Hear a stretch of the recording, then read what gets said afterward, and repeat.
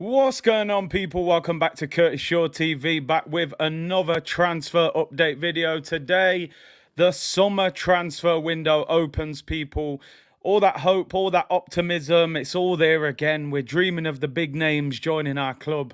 And as for Arsenal, will they get the transfer business done that is necessary this summer? How many transfer windows, as an Arsenal fan, have you come out of and really said, you know what? I feel like they've signed what we needed there. Not many. You know, so many times you're like, if only we got the striker, if only we got the defensive midfielder, if only we got a winger. You know, so many times. And let's just hope this summer is different from that, people. Don't forget, we'll be doing daily updates. The live streams will get more on top of them from next week, people. Still trying to take it a little bit easy at the moment, but from next week we'll be doing the live streams a lot more often. Obviously the fixtures come out next week, next Thursday, so we'll know who we're playing. All the details about the tour are coming out and things like that. So make sure you like these videos. Fantastic support. Thank you to everyone who's been liking, subscribing. The numbers are flying up. Big up everyone who's been putting the super thanks in the comments. Really appreciate that. I try and reply to all of you in there, of course. And big up to everyone for supporting. Right, let's get into it. Shaw Sports News Business. Let's talk about Arsenal. It's what you're here for, people. Arsenal have confirmed their first signing of the summer. That is 19-year-old winger Marquinhos, who has signed from Sao Paulo. If only it was the centre-back from PSG, but it is what it is, people. He signed for Arsenal on a 5-year contract, £3 million, plays on the right wing, left-footed player. He's had 41 appearances last season for Sao Paulo. Most of them, to be honest, have come off the bench. He's only got 4 goals. He was being chased by a number of clubs around Europe. He's completed his move to Arsenal. Listen, we know this isn't enough to get the fans excited. And the story goes on to say it's likely that it will be loaned out for the season. So it's not even like he's coming in and it's somebody that we're going to be able to watch. It looks as if this is going to be a loan. Let's hope it doesn't work out like another, Wellington Silva or, those players that we signed back in the day that just loaned out every year. Joel Campbell, he actually became a decent player at one point and then we got rid of him. But Marquinhos through the door, first one done, 19 years of age, 5-year deal, £3 million. Listen, it is what it is. If he becomes a top player, then great. If not, we didn't really expect much. Anyway, Arsenal put out their retain list on their website today.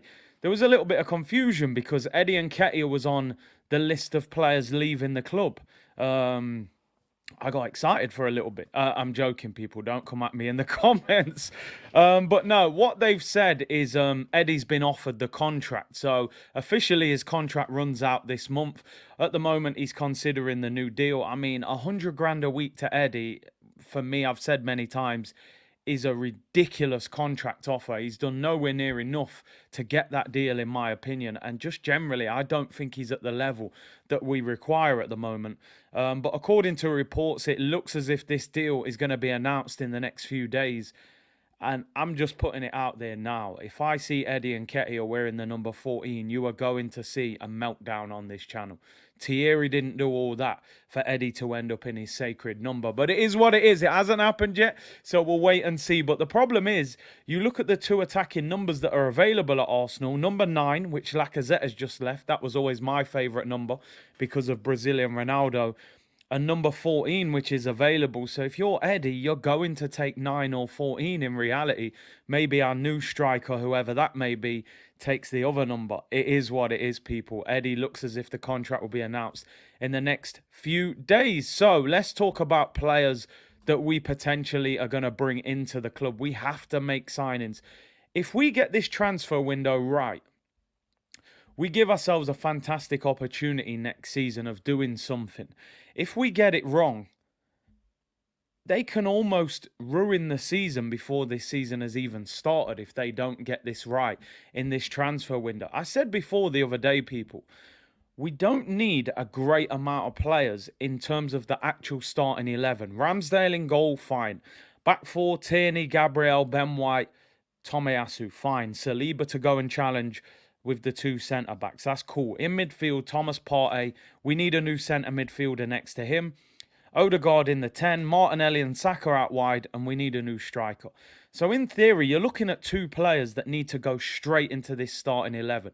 The midfielder and the striker, and Saliba to challenge for the centre-back pairing. The thing is, I think we needed two strikers, I think we needed two centre midfielders, and I think we need a winger and probably a fullback as well, especially if Pepe leaves. And I don't think Arsenal will address all of those positions in this window.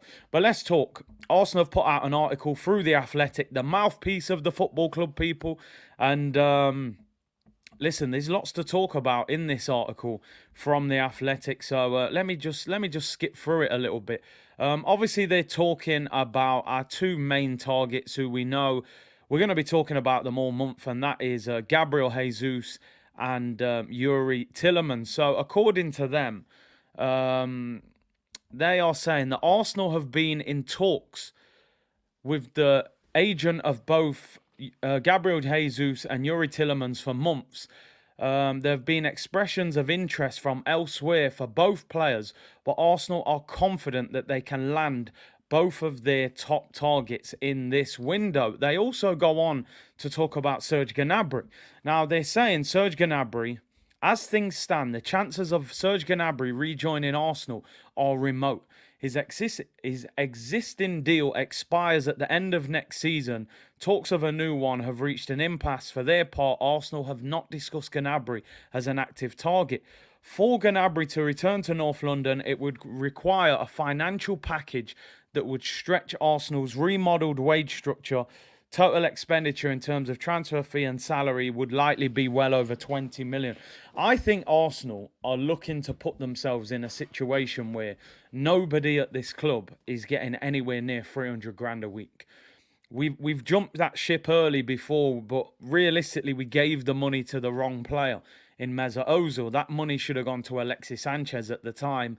Aubameyang seemed to go downhill after signing that deal. Was that the money? Was that the style of football? Was it him declining in his game? What he's doing in Barcelona maybe suggests not. But hey, that's a whole other discussion. I just think Arsenal now don't want anybody above maybe 200 grand a week. Thomas Partey is currently our highest paid player. And listen, I'm not optimistic about Arsenal getting this deal done for Gnabry this summer. Apparently he's been offered big money and has rejected it. But it seems as if a deal is there to be done if somebody offers this guy the money that he wants, which is disappointing. But listen, you never know. Maybe as the summer goes on, we make a move, but I wouldn't hold your breath on Serge Gnabry. Let's talk about Yuri Tielemans.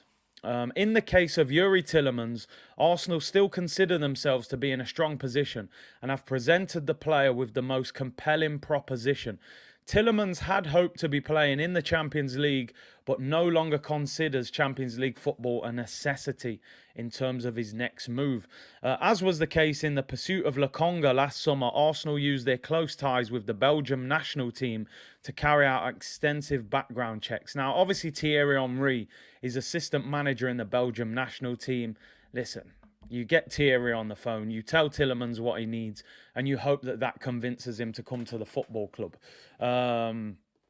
So we'll have to see. But I think this Tielemans deal, I think we got a chance with it. I think he expected maybe more clubs to be in for him. But he had a bad season at Leicester, and I think that's put a lot of teams off him. So it may be a case of where he's only good option. But Tielemans, I think we've got a chance of getting him. I would be happy with that deal if we could get that deal done. Let's talk about Gabriel Jesus, of course. Gabriel Jesus, we talk about him every single day. And this same report says Gabriel Jesus has been offered to a number of clubs. It is believed he wants to stay in the Premier League. Arsenal are quietly confident of persuading him to join them due to the offer of first-team football and his connection with Mikel Arteta and Edu. Now, there's a report today, people, saying that AC Milan are interested in Gabriel Jesus. They've just won Serie A. Zlatan Ibrahimovic has been ruled out for a number of months with a knee injury, and they're looking for a new striker. Now, as I've said many times, people, this striker market is a poor market right now. You're going to pay big money for somebody that hasn't done a lot. You've seen it with Darwin Núñez. Darwin Núñez is a very good talent. 80 million plus add-ons is huge money for a guy that's had one big year in the Portuguese league. And I think Gabriel Jesus is looked at as one of the bargains of this transfer window. A 25-year-old Brazilian international, Premier League experience. I think he's won 3 Premier League titles now. Clubs will be clamouring to get him at that 40, 45 million mark. AC Milan interested in him. They've just won the title. They're in the Champions League. There is a need for a striker there. Could they tempt him? But everything we're reading is that Jesus wants to stay in the Premier League. Arsenal need to get this deal done. The problem is, as fans, we're saying get the deal done quickly. His agent will be saying, take your time. Don't rush. You don't know what's going to turn up on your table. So as much as we want this deal to happen quickly, I wouldn't expect this deal to happen very, very quickly. We were hoping for an announcement on Tuesday. Nothing has turned up so far. And I think we're going to have to be patient with this one, I'm afraid. It's sad, but I think this is it. I think a number of clubs are looking at him, and we're going to have to hope that we can get this one done later on in the window, hopefully in the next week or two.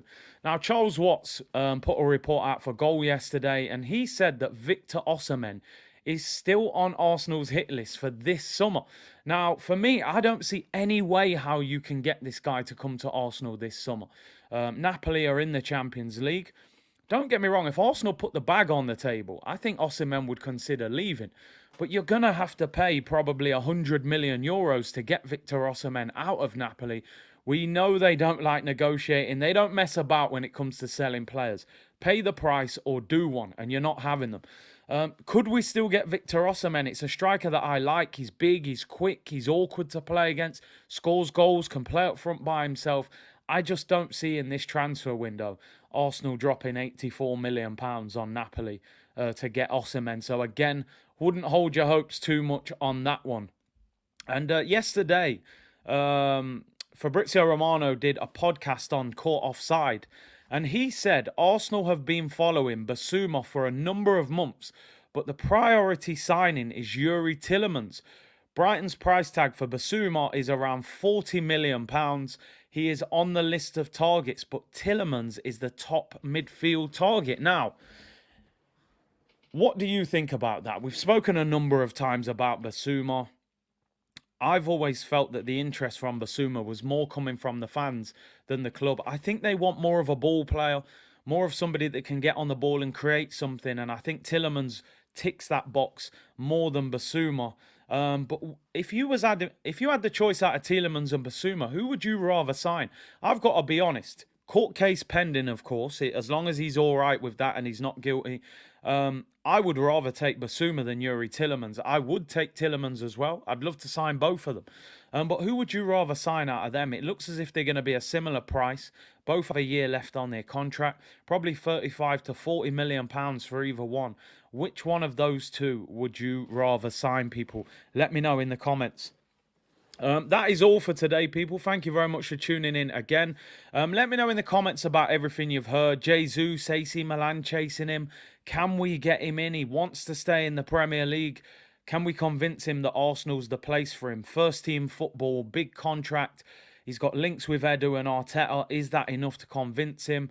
Marquinhos has signed for Arsenal. Do you know much about him? It looks as if he's going to go out on loan and not stay at the club next season, so not much to get excited about. Tielemans' deal looks as if it's edging closer, but Bissouma, there is interest in him, according to Fabrizio Romano. If you had the choice out of Bissouma and Tielemans, who would you rather sign? Ideally, I'd love to sign both, but if I had to choose one, I would probably take Bissouma. Arsenal, don't mess about in this window. Get that centre midfielder, get that striker, probably a fullback, a couple of squad players, maybe a winger as well, and we've got a chance next season. If you mess about and don't get what we need, we will fall short again next season. In my opinion, the manager has to get Champions League football this season, whether that is top 4 or winning the Europa League. He cannot have any more time. This process has had long enough. I think he's very lucky to still even be the manager now. He has no excuses this season, but the board have to back him. The owners have to back him. Arsenal have to go way beyond 100 million this transfer window if we've got any chance next season. Let's hope we see some developments over the weekend, people. Thank you very much for tuning in. Make sure you like the video, subscribe to the channel. Big up everyone supporting. The live streams will be back more next week. As we work towards the fixtures coming out on Thursday. Enjoy the rest of your Friday. Take care. More content over the weekend. I will see you soon, people. Bless.